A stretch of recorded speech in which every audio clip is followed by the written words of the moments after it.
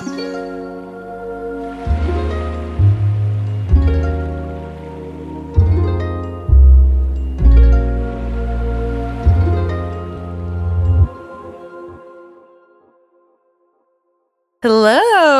Welcome back. Welcome back to another episode of Grow As We Go. We have a really special topic today. I feel like a topic that has shaped the both of us, speaking for myself in the last couple years, and I feel like the same for you. Yeah, for sure. We're going to be going into spirituality, talking about religion, and just our spiritual journeys. With God. So let's get in the nitty gritty. Diana, when did this, I guess, when did that start for you? Where is something like, I know that you grew up Catholic, but how was your journey? I mean, I grew up in a household just like I think a lot of Hispanic families where you practice Catholicism, you go to church. But my mother fell in love with God and has her own deep faith of in her journey. And with that, she wanted to have her children have a relationship with God. So she always made that a point. It wasn't like we went to church for nothing or there was nothing that we were doing outside of church. Like we were always praying together. She was always like kind of preaching in a way. So it was like in your routine, your daily routine and stuff. Yeah. Although I was like young and adolescent growing up, maybe I didn't understand the depths of what she was saying, but it was always something that was around me. Yeah. And then it wasn't until like I went to a retreat and it was like a Catholic retreat. How old were you? I was probably like 19, 18. And that's when like I understood what God is. But was it something that you were open to doing at the time? Or was it like, hey, there's this thing, like how did that come about? Or like that want for you to go? Or my mom, she was the one that was urging all of us, all her children to go to this retreat, even her husband. And she just really wanted, and she didn't do it in a forceful way. She was just always saying that this is the truth and I will allow you to, with your own time, and do it. And, you know, I was also very open-minded and I was more into Eastern religion for a little bit. And I was steering away from that. But then I just came back to this because this was like where I found the most truth and the most... it spoke to you. Yeah, it spoke to me. Yeah, exactly. But I think that you also grew up in the same... Yeah, for sure. Right? I grew up Catholic as well. And I grew up going to church. I feel like growing up, we would go to church pretty often. Like go a couple of times a month, if not every Sunday. And then the older that we got, the less and less we started to go. And that was because like our parents kind of gave us the option whether or not to go. And because I hadn't connected with God through church, I chose not to go. And I think my siblings as well. And so I would say like I grew up Catholic and knowing about Catholicism, like I did my first communion, but it was never something that I would say like I personally chose to go. It was more of like, this is what we do as a family. So go. But I never understood even through then like what God was. Yeah. Even when I learned about God through my first communion, I was still really young and I don't really remember too much of it. And it was something really hard for me to grasp. Like I didn't feel... It's a complex, like you don't... Yeah. And as a kid, like it was like, I just wasn't interested, honestly. But I always knew there was something, even though yeah, absolutely. Like I always believed in something. Like I never was like, I don't believe in God, but it was just, I never knew in what way until I got older. And yeah, so that happened to me like way later on after my childhood and stuff. But that's one thing that I did appreciate about my parents is that they never, obviously as a kid, I'm like 7 years old. I can't like stay home by myself. So like I had to like go with my family and my parents. But when we were old enough to then make the choice, like my mom always allowed me to stay. And if I chose to, and she was like, you know, like I'm going and you can come if you would like, but she never was like super forceful upon it because, I don't know why her reasons were, but my mom was definitely one who like forced us to go. And it wasn't like we had an option. It was like, no, you have to go. And maybe it was because no one else was able to take care of us. But I I'm a family of 4 siblings, and so I have 2 older siblings that were able to stay home and take care of me, my brother. But I don't know, she just really was. She kind of was in that mindset of like, I want to control, and I'm scared of having my children not go because I know what that will cause. I'm scared of them being lost. And because she had such an intimate relationship with God, I'm assuming she just wanted her kids to have the same, obviously, because she knew like the rewards in that. But obviously as children, it's complicated. It's hard you can't force that upon a child. But I'm very grateful that I was forced to go because it was like a structure in which allowed me to be in like the midst of that, even though I didn't know what was going on. Yeah. Like growing up, my mom always took me, because my mom always grew up working at church, and since I was a baby, and so I grew up around nuns. I grew up with priests. I grew up with them taking care of me because she was always busy.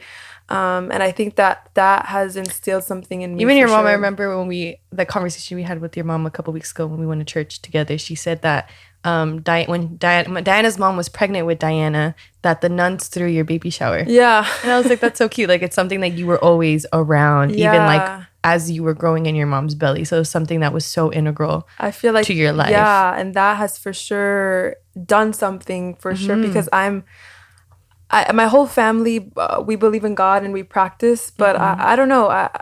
I think that it's crazy because I wasn't supposed to be born. Like I was the only child that was unplanned, and she went through what she went through with my father and with all the trials and tribulations. While that she went to retreats and gained deepen her faith while she was pregnant with me. So you know what they say, like the epigenetics of that, of like whatever like how you are when you're pregnant and what you're going through really transfers to the child. So I feel like that for sure, I can't explain it, but I feel like something that was significant. Yeah, for sure. And she would, I mean, I don't know, maybe for you too, like my mom would always, the Hispanic families, like my abuelita, like siempre dice como, like, gracias a Dios, like Dios, and it's always in the language. For sure. For sure. And I think that was also, I'm very grateful for that too, because I could not live in a household with that. You can't imagine living without it. It's so crazy because I think recently when I started, I mean, we'll go more into details about like the journey in a little bit, but most recently when I started to be open to Catholic Church again and just learning about it, I started to realize how beautiful it is that it's so integrated in the language that my family and my abuelita spoke as well. Like, oh, you know, si Dios quiere, or gracias a Dios, and blah, blah, blah, blah, blah.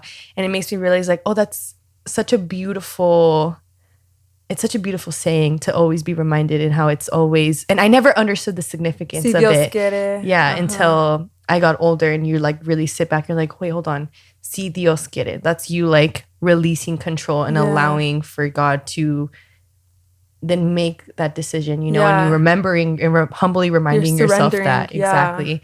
So it's something that I realized recently that I was like, oh, like that was really beautiful. I'm glad that I am around that. I'm glad I do see that. And I remember recently too, I was watching this TikTok of this woman who moved to a country in Latin America, and she was saying how she feels like a lot of her community, the community that she lives in, is really happy and they live a long time because it's also one of the things she listed a couple of things. One of them was saying of how much faith and how much they surrender to God's plan, and it causes them to be less worryful, less stressed, more their sense of community. And she talked about how it's in their language, and she said si Dios quiere, or gracias a Dios, and blah blah blah blah blah, que Dios te bendiga, like it's very much in their language. And I was like, oh my God, like I grew up that way too, and that's how it is in like, you know, in Mexico, where my parents are from. I was like, damn, that was really nice. I feel like my journey with spirituality, because we grew up in a religious type of household, but we both branched out of it, kind of. For sure. Like, I think one of my biggest influence in what got me into learning about spirituality and then seeking like different religions and learning about them, and just that curiosity, that spark again, was, I would say it was in 2020. It was like during a really rough, obviously it was 2019 actually. Before the pandemic? No, I'm sorry. It was 2020. It was 2020. It was during the pandemic. I remember living at home and I was going through a breakup that was really difficult for me to go through. It was my first breakup ever. It's like your first love. So that one's like really, really difficult to go through. And I remember it was also the pandemic. So it was a lot of change, a lot of things going on in the world. And my brother had moved back home from college because obviously the pandemic. My brother had just moved back home as well. And my brother grew up Catholic as well, but then he found his home and his truth in Buddhism. And he practiced, he's a Buddhist and practices daily and seeked out a temple where he used to live at. And so being around him during that time was, I guess, what sparked that curiosity again. I was like searching for meaning and searching for, because I was like, I would have like really drastic existential thoughts where it was almost, I almost felt like, what was the point of even living? And it was almost like some life-threatening thoughts as well. Like I just didn't see a point to anything.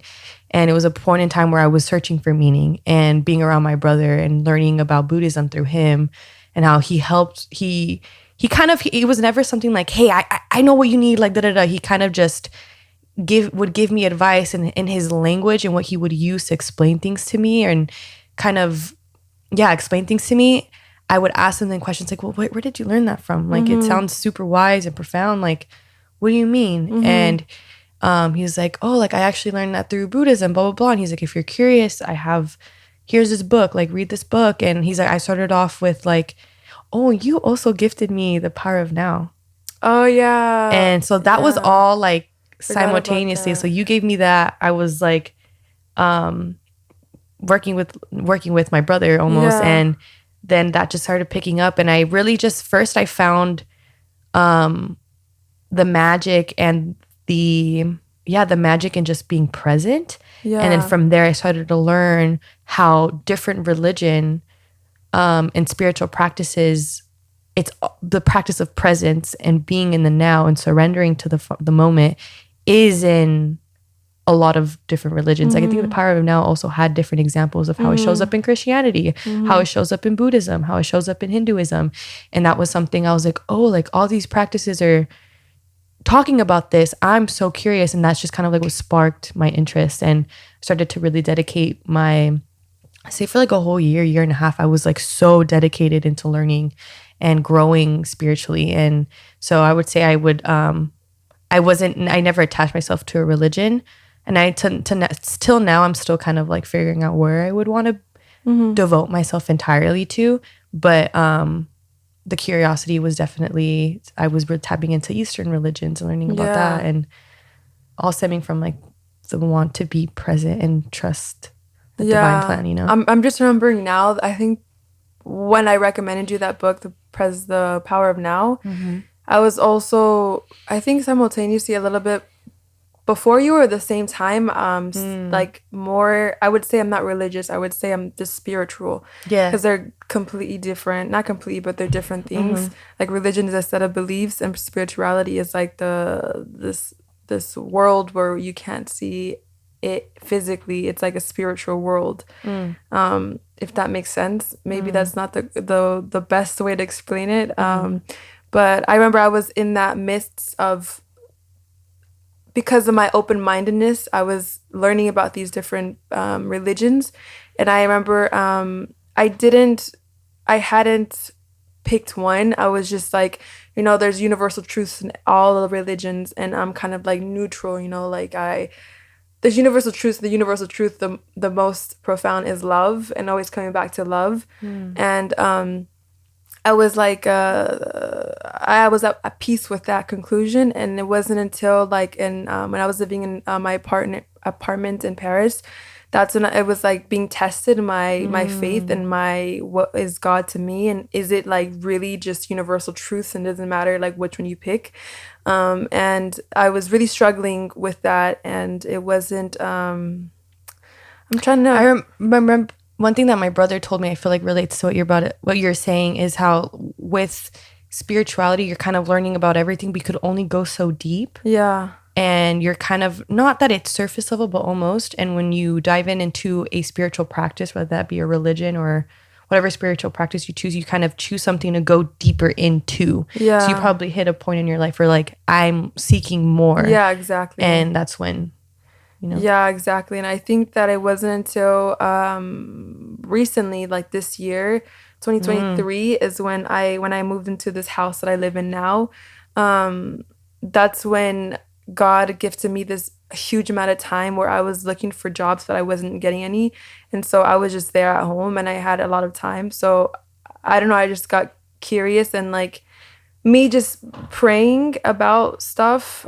I don't know, I would see videos on YouTube pop up of like nuns and priests and talking Catholicism based, and I would relate to what they were saying a lot. And I don't know, just it was like really gradual how God was working through me, because I don't know, I guess this was all divinely orchestrated. I believe, because like in this time, just different things like videos or thoughts that I would have, or just talking to God, I would be warped into this direction of Catholicism deeper and deeper without me realizing it. And I started to go, read scriptures just by curiously, and I fell in love with it. And then I found a Bible study over there in Paris, and I've been going to it, and and now I've devoted myself to Catholicism. And I remember you and I were in Sayulita and we were talking about this. And I had told you like, yeah, I think I was kind of like shameful of like following Christianity, because all the shame that it comes with, like I don't know, like all the things that were injustice that happened, like that church did, not necessarily the beliefs that it has. That Christ is, yeah. Exactly. Like it was lost, like the church just lost that, and man just lost that. And that's why I felt kind of like, oh, I don't know if I should just like devote myself to this.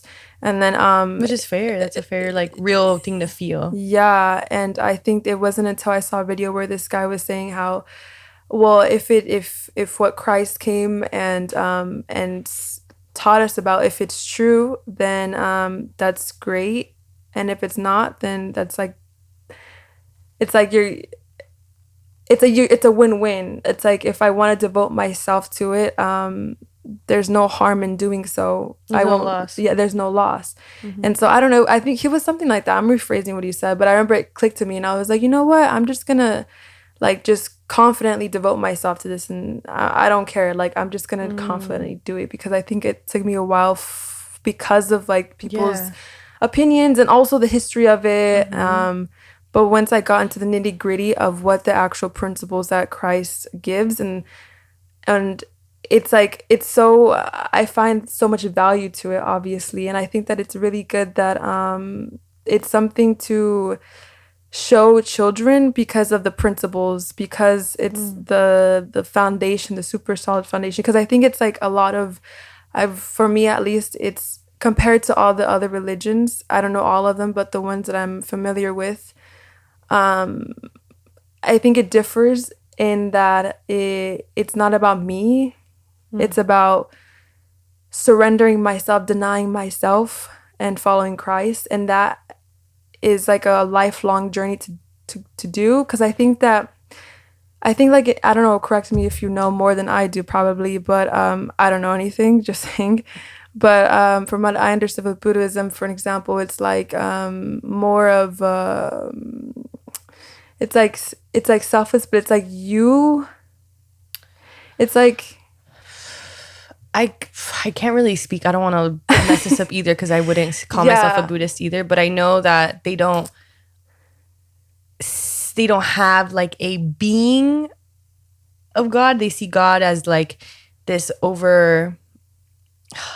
don't know how to explain it. This overarching power, this power, this energy, and it's God, but God is also living through you, and you could also access God by looking internal into you. Exactly. So looking into you, but then also like they do practice that God is in the trees, God is in everything, God is in every situation. It's in you, it's in me, it's a reflection, but it's also and I really hope again, if I'm like completely wrong, please don't come for me. I mean, it is what it is. I'm only limited in my knowledge. I can like be talking on my ass right now. And please forgive me, but you like the other aspect in which, because with Christ, in what I've learned is more of like it's all about Christ and God, and it's completely like the more you get closer to Christ, the more blind you are by yourself. It's not like you're doing things for yourself, if that makes sense. Like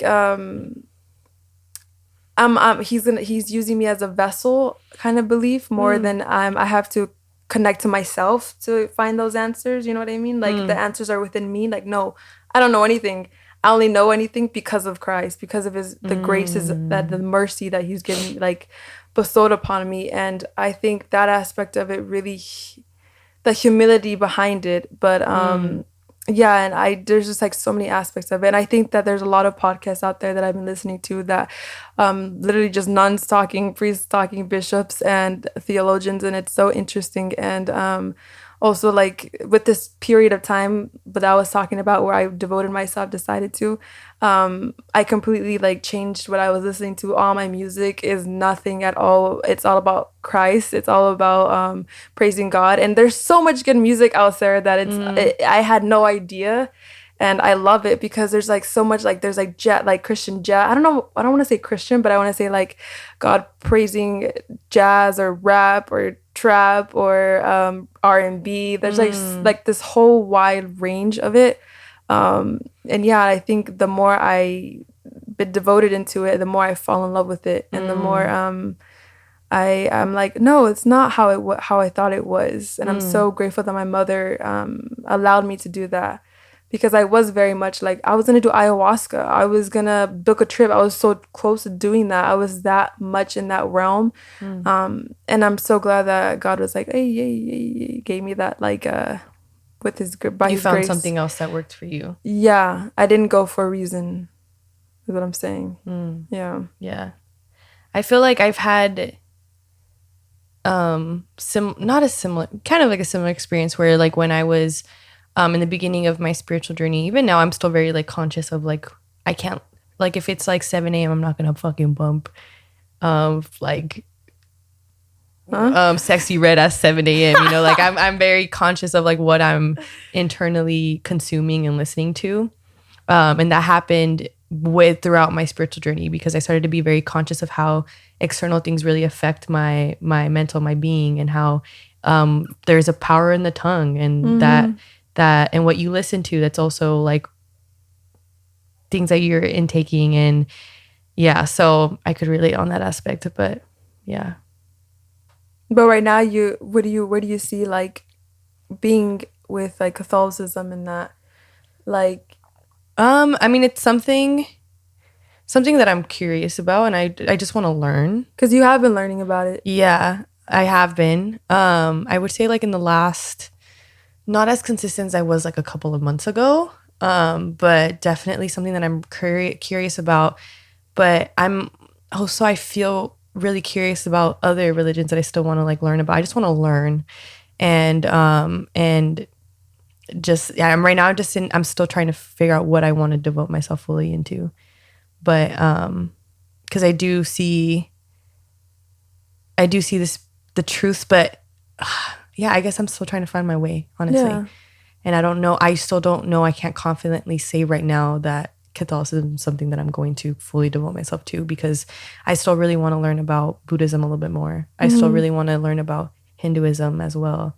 I still want to, there's this other one of like, I think it's like this Yogananda, I believe. It's like this fellowship that I'm also curious about, because there's some people that I realized that I was following and listening to a lot of people who follow this fellowship without even knowing, until I remember just digging a little deeper, and I realized, oh crap, like 5 people who I've like watched on a daily basis or on a weekly basis all follow this, and they speak to me really deeply. So that's something I'm also interested in. But So I'm still trying to figure it out. And I think I'm like in this journey. I'm also not trying to rush the journey as well. I'm allowing that. I want to allow it to unfold and find me, and also me find it, like I'm not like running and searching, like I need to choose right now because like everyone around me is blah, blah, blah, blah. I want it to organically happen. And so yeah, that's just where I'm at right now with that. Even if someone is unsure if there's a God that exists, I think also it's not black and white with science or believing in God either. I think they both coincide together. And I loved that because I think a lot of and like a lot of scientists, really good scientists, believe in God. Absolutely. And they find like their own explanation to it. And it's not based on religion, it's just common sense sometimes. But I don't know, it's like it's complex because it's our words are so limited. And it's hard to believe in God if you don't seek it, if you don't try to find out and be curious and try to be open to it. Yeah. But yeah, I had went to a Bible study with my friend in college, and because I was so closed off and I wasn't in a space to be open to it, like nothing absolutely penetrated to me, like at all. And it wasn't until I was in a place in my life where I was searching for meaning and I was open is when I found something that kind of sparked it for me. And that was like learning about just spirituality in general as a whole, and believing that there is there is a greater power that is at work, divinely orchestrating things that you need to surrender to and allow for it to take place and guide you through this life, and I believe that so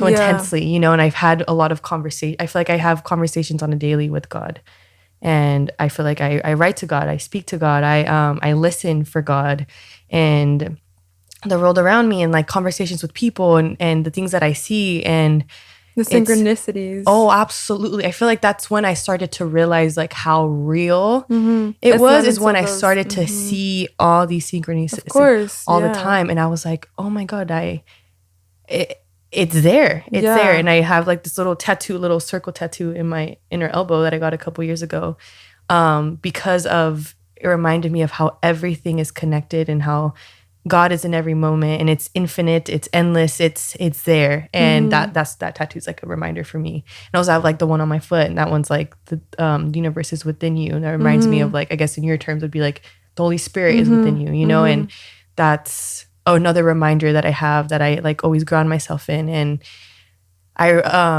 it's also helped me even progress. It's helped me progress in my life in all aspects, obviously. Like, and especially right now, I'm in such a career-driven phase in my life, and I really genuinely do feel like God is what's orchestrating that for me. Like, I have it's not like that's God. Like, it's not. It's so much greater than what I know that I could do, that I could ever do myself. And I feel like it's in the moments where I have completely surrendered my wants and my needs and my being, and gave my trust to something else, that's when I started to see things really happen for me.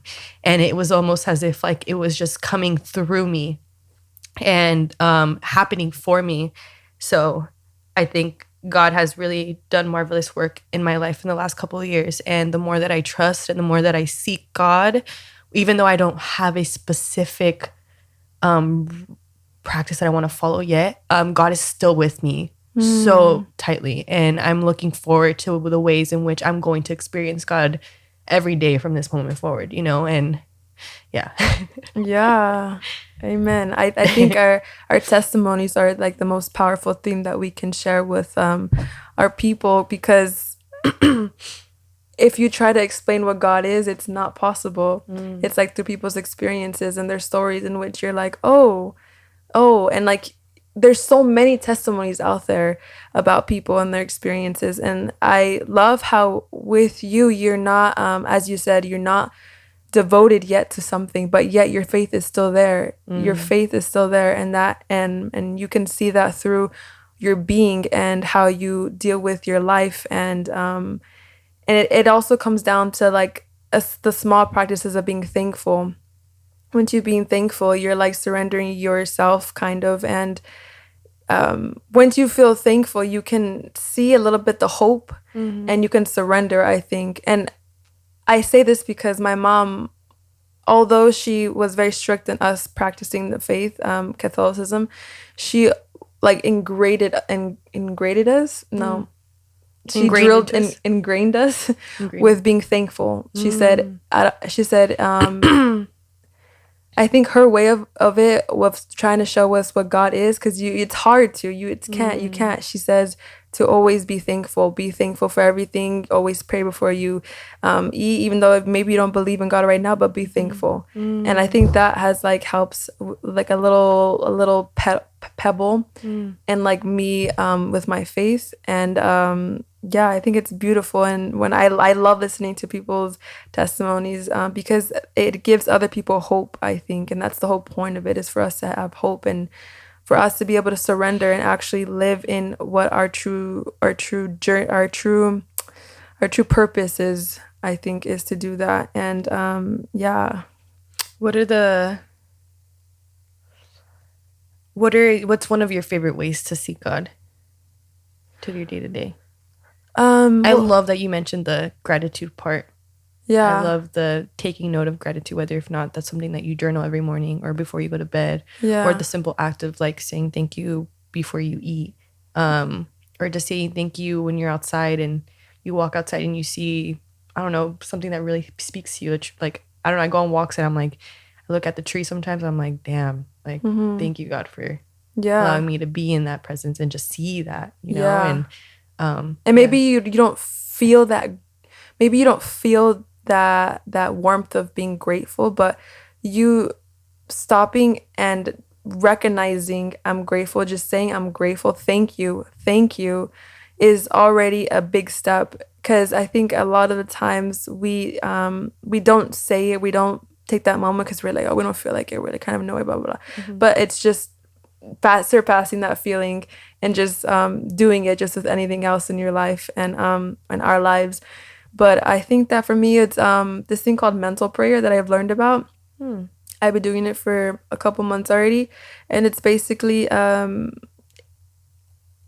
so in Catholicism, there's a lot of saints, and there's like these doctors they call doctors. They're like a saint that knows. I'm limited in my knowledge, but I'm gonna try my best. They're basically just saints that knows a specific thing. For an example, there's like Teresa de Avila. She's like a Spanish saint, and she was one of the doctors of like prayer. If you need assistance in prayer, pray to her.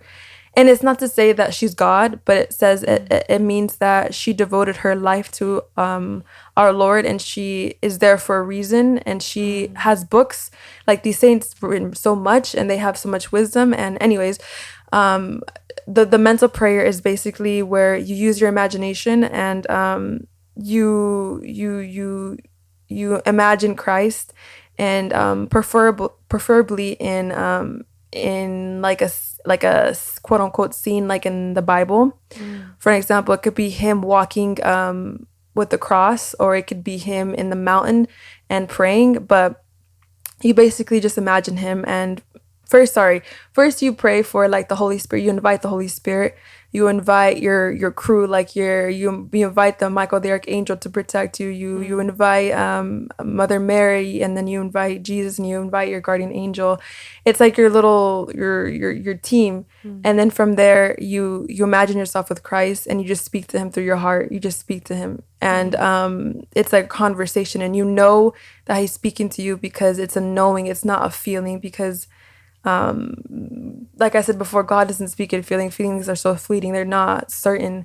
And humans are like, no, like we're like a lot of the times we can function just by feeling, and it's hard to not do that. But anyway, so it's by knowing, and you could just sense the love. It's like something that you wouldn't know that you would that you wouldn't know, like the answers that you, anyways. So you basically have a conversation with Christ, and then you just pray for the people that you want to pray for, and you do like an Our Father, and then you just do a solution as to what you would do that day. So this whole prayer is like 15 minutes. So I do that every morning, and it's really helped me nurture my relationship with him. Because if it was just me going on Sundays, that's not enough. Like there's so much that happens in a week, and absolutely. even in a day, like I need to be, it's through salvation, what I believe is how I can be holy and righteous as what he wants all of us to be. I love that you have a certain time in your day that you devote yourself into your spiritual practice. Like yours is in the morning. Like you really like to wake up and start your day that way, you know? And I think that's really beautiful. I feel like that's also, there's something, there's this YouTuber who, she's more than just YouTuber. It's Jay Shetty's, she's more than Jay Shetty's, just being Jay Shetty's wife. Obviously, her name is Radhi, and I found her because she is Jay Shetty's wife. But she has her on her YouTube. She has this video called. She had a couple videos, her morning routine and her evening routine. And I was like, in the beginning of my spiritual journey, I found a lot of sanctuary and learning about people's spiritual practices in the evening and in the morning. And Radhi was someone that I really looked up to, along with like Hitomi and other people that I watch and listen closely. And I believe Radhi is Hindu, but she spoke about how in the morning she makes sure that she gives herself an hour before even having to start her day or start her routine to fully devote herself into her practice. And she has different forms of meditation and prayer that she takes part in, and that's how she really starts off her day. And it's a way for her to fully remind herself that she is here in service of God, and her work is in service of God, and who she is in the service of God. And starting off her day is a way to also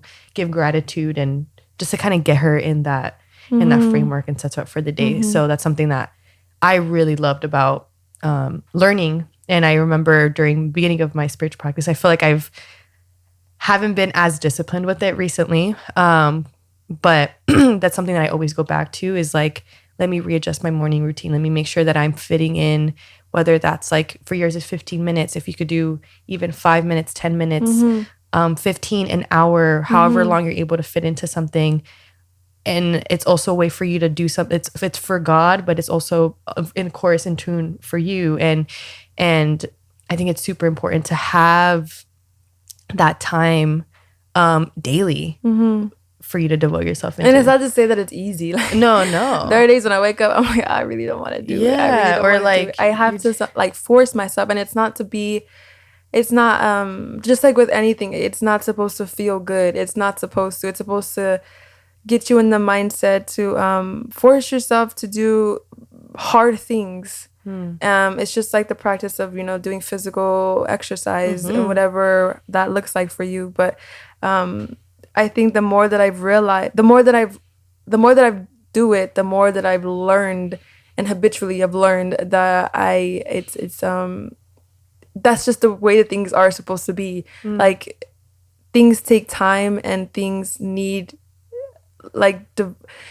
discipline. Like, you need to make that time. You need to sacrifice you being tired. You need to sacrifice feeling good. You need to sacrifice that in order for you to have results in anything that you do. And I think especially with this, like, it's so easy to not do it. It's so easy. Yeah. And I think now since I've done it so long, a couple months, not that long, but when I go a day without it, I feel a difference. I do not feel like I don't know, I just feel I don't feel the same. I can feel the difference. I can feel the difference for sure. One of the things that I also used to do a lot, and again, I want to go back to doing this, is that every month I would dedicate a night, and it was always around the full moon, because I still feel really connected to the moon, and it was just a reminder. I use it more as like a cycle. Back then I didn't see it like a cycle, but now I see it more of now I see it more as like a timer. Like, okay, it's just a reminder for me to dedicate this time. Before, I used to see it more as like just something else. Yeah. But I love the idea of through nature reminding myself to come back into something. And I would use a full moon to kind of dedicate an entire night to really like speak to God, write love letters to God, to just to speak to whatever that like I felt I needed to say and do at that time. And it was like an entire evening where I would dedicate, like, so I would dedicate, I would make sure my space was all set up. I would, it was also like a self-care night for me as well. But it was always intertwined with, I'm going to dedicate this night for God and me speaking with God. And I'm going to talk to God for X amount of time or whatever. And it was such a beautiful, beautiful thing. And I loved that. And so it was another thing that I used to do.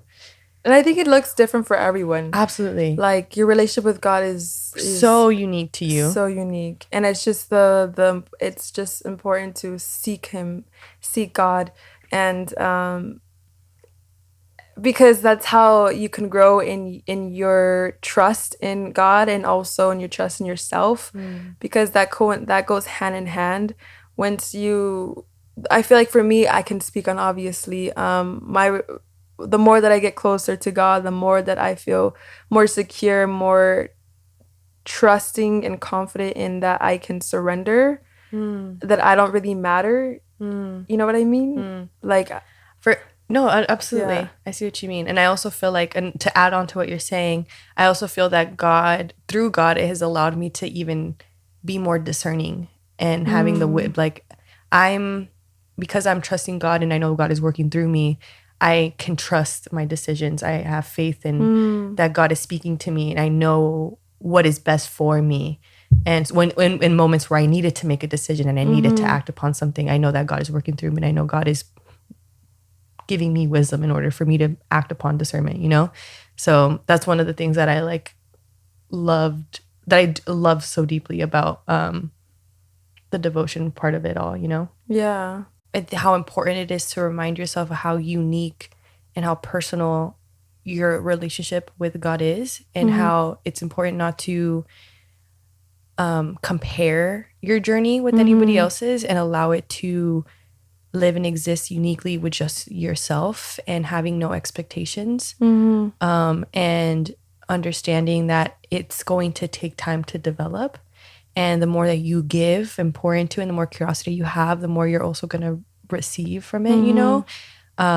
And it doesn't need to look a certain way, even though people feel that there's been external things that are telling you, like, hey, in order for it to be God, it needs to look X, Y, and Z. And if that doesn't feel like truth for you, that's okay. And that maybe it's because your truth is lying elsewhere. And that is okay. And that doesn't make what you believe in wrong, and it doesn't make what you believe in bad or just wrong, you know. It's just I mean, we're a world with so many billions of people who are living now and have came before, and there's so much wisdom in this world through so many different religions. And it would be naive for us to, at least I believe, it would be naive of us to believe that God only exists in one true way and everything else is just false.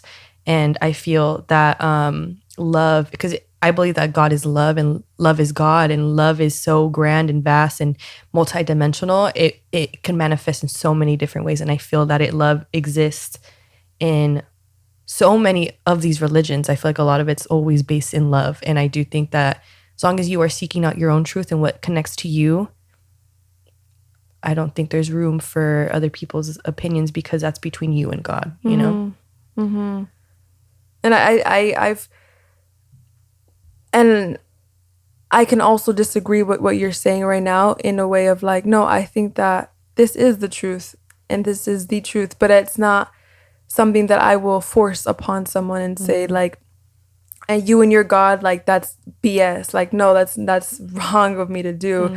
I think it's like, I have my God and his story that he's taught us, I think is the truth, and that's okay. And you think that your truth and your God is one other thing, but it's okay too, because I think it becomes a discourse where it's we're not doing ourselves justice as brothers and sisters, as humans, and like just allowing it to divide us and the details of it all. And at first when I was like with just the whole spiritual mindset and not devoting myself to Catholicism, I was telling myself that, you know, I don't want it to like, cause any harm. I don't want to divide. Like, that's why I'm not going to pick, like, I'm not saying this is the truth for me, because if I do, then that means that I'm like shitting on yours, you know what I mean? But now as I'm growing into this, I'm like, no, I believe this with my whole heart and being, my spirit, everything, and that's okay. Like, and I will say this, and it's not that there's a problem with it either.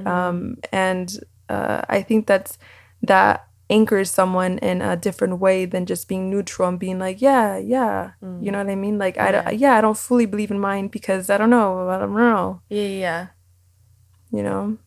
Yeah, but I mean it. I totally get what you're saying. I feel like yeah, there are universal truths. Yeah. And it's not when just it's love. For sure.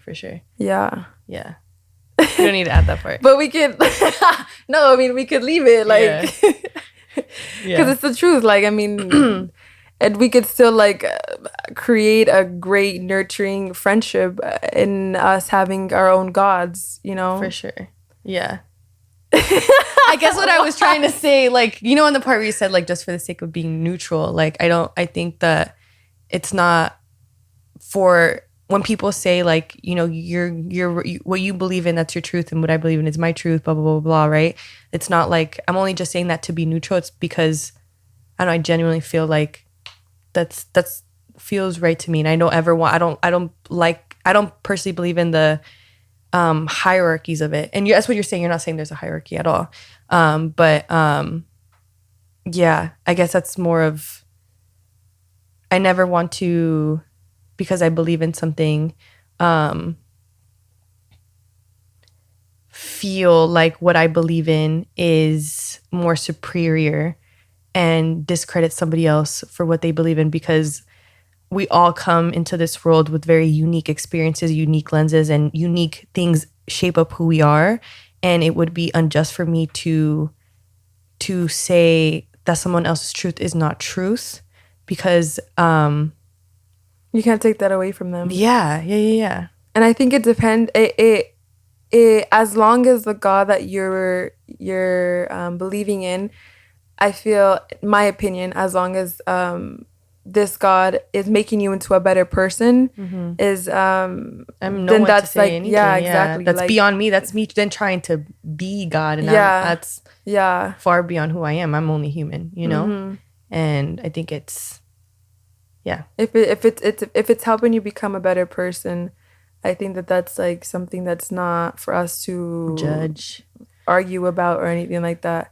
But then that's the whole question of like, okay, well, what is your definition of good? What is your definition of better? Because that's where the discourse of like what's good and bad is, and that is its own thing. Like, I believe that we are images of God, but man is corrupted in the way that we our perception of what good is corrupted. But I think that we are all images of God. But that's where it just messes up in that way. So I guess that we'll end it there. This is a topic that I wanted to talk about because it's very dear to my heart and the way that I move in my life. And I know that through my testimony, my goal with this episode was just to like hopefully inspire others or give others comfort or hope, or I don't know, help you guys in any way, because for me this is like vulnerable. Like, I don't be preaching like this, I don't at all, but yeah, I hope that you guys enjoy this episode. Absolutely. And I like how we both have different takes on it too. For sure. And something that I also definitely wanted to talk about, because I feel like it's shaped, and it's something that we are actively seeking every single day, and it's a huge part of who you are. It's a really big part of who I am, and I agree. I hope that through this conversation you're able to find some sort of similarities of like shared experiences, you know. And I would love to hear your experience as well if you're open to sharing, and if you have any questions or just want to have conversation about it, you know, let us know. Well, I guess we'll see you guys in our next episode. Bye, guys. Thanks for watching. Bye.